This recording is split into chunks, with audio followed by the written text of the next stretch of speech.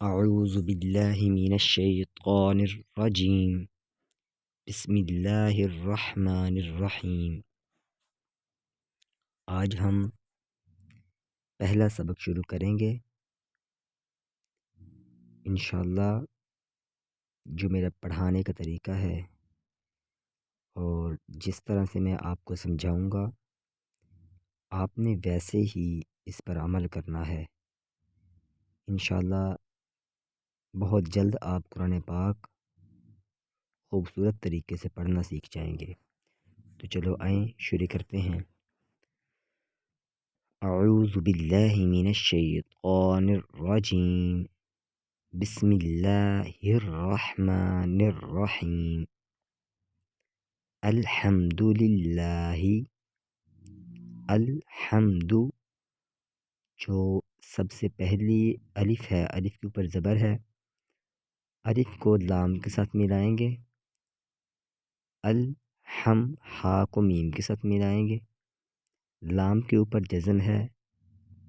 ہا کے اوپر زبر اور میم کے اوپر بھی جزم ہے۔ الحمد دل پیش دو، الحمد للہ، الحمد للہ رب را کو با کے ساتھ ملائیں گے، با کو پر شادہ آ رہی ہے، رب با کو پھر آگے لام کے ساتھ، رب العالمین، الحمد للہ رب العالمین، الرحمن الرحیم، نون کو را کے ساتھ، الرحیم، مالکی میم کو لمبا کریں گے، کھڑی زبر آ رہی ہے، مالکی لام کے نیچے زیر ہے، مالکی اور کاف کے نیچے بھی زیر ہے، مالکی یوم الدین، یوم الدین میم کو دال کے ساتھ ملائیں گے، یوم الدین، ایاک پہلے جو الف ہے اس کو یا کے ساتھ ملائیں گے، یا کے اوپر شد آ چکی ہے، ایاک، ایاک نعبد، نعبد و ایاک نستعین، نستعین،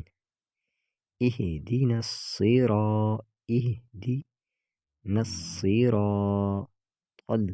تا کو لام کے ساتھ، اہدنا الصراط، را کے آگے الف ہے تو الف کو تھوڑا سا ہم لمبا کریں گے، اہدنا الصراط، را اہدنا الصراط،